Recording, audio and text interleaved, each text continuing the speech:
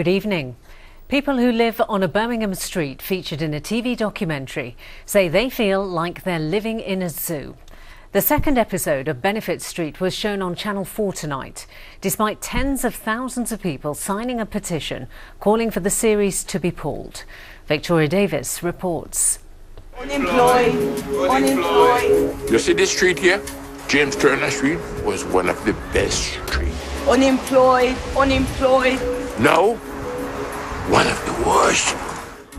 This was the nation's introduction to Benefit Street, a Channel 4 programme which revealed benefit fraud, was picking up easily about £1,500 a month. Cannabis cultivation and shoplifting. There's a woman and a geezer chasing me out the ballroom. They give up in the end. James Turner Street is in the Winson Green area of Birmingham, but the residents who live here say programme makers have twisted the truth for a sensational story. They said to us that it was going to be about community, not about life on benefits.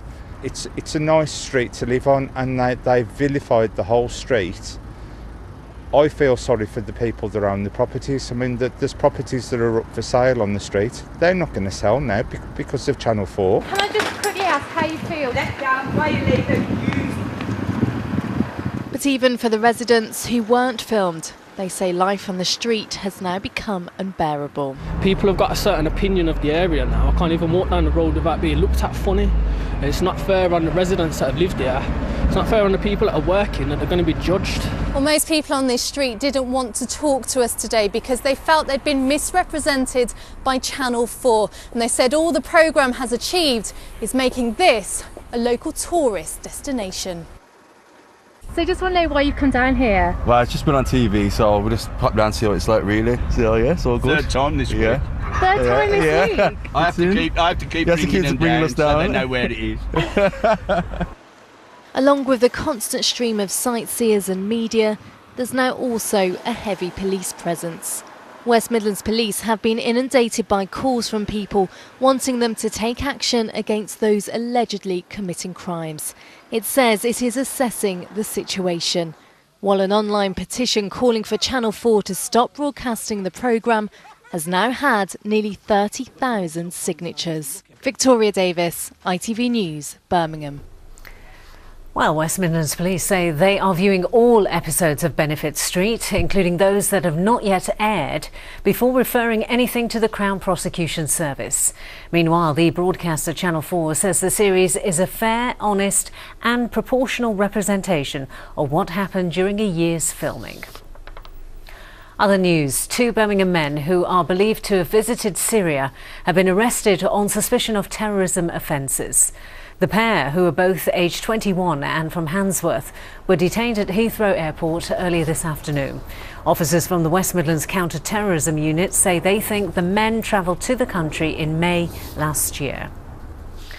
An inquest has heard how a £1 million a year increase in spending on the Red Arrows was approved by RAF bosses just weeks after the death of a pilot from Coventry. Flight Lieutenant Sean Cunningham died from head injuries when he was ejected from a plane while it was still on the ground. A senior engineer told the inquest that a colleague had identified the squadron was 38 engineers short. The Prime Minister has announced new financial incentives to encourage Midlands councils to allow fracking for shale gas. These are the areas where licences to explore for oil and gas have been granted in the West Midlands. Parts of North Shropshire is included, as well as land in central Staffordshire, as Alison Mackenzie reports. He's a man on a mission to further the case for fracking while inviting Midlands communities to share in the benefits. The controversial process involves pumping high-pressure water, sand and chemicals underground into rocks.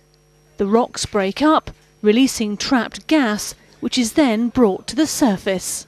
According to Mr Cameron, it's a win-win for West Midlands local authorities where gas is found and companies are allowed to drill it. We're saying as soon as a well is dug, the local community should get £100,000. They should get 1% of the revenues over the life of that well. That could be up to £10 million per well. And today we're announcing that the local council should keep 100% of the business rates. That could be £2 million, £3 million every year. But it's nothing short of a bribe, according to environmental campaigners.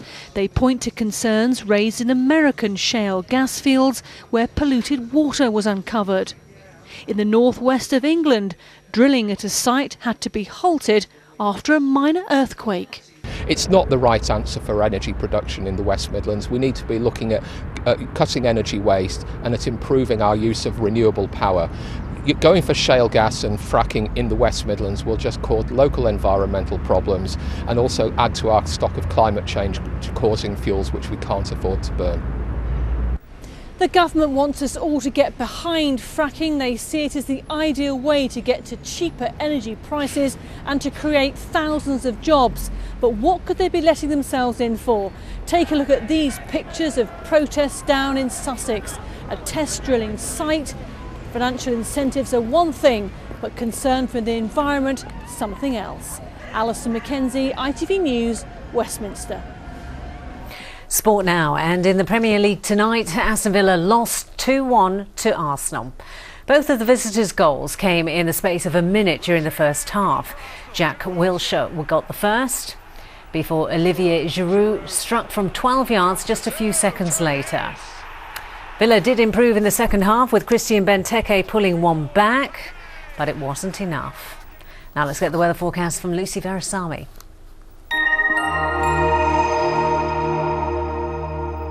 Hello again, a very good evening to you. Well, it's set to stay cold again this coming night. Temperatures taking a bit of a tumble. Frosty, perhaps a little icy come dawn, but you'll be relieved to hear it will be drier for much of the time tomorrow.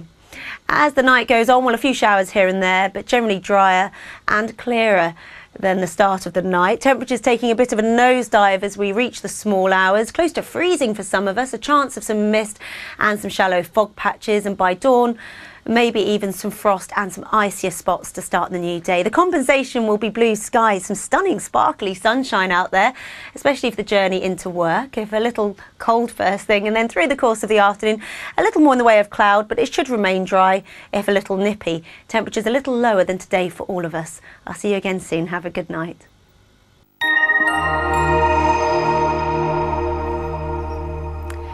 There are more details and updates on our stories on the website, itv.com/central. But for now, from us, good night.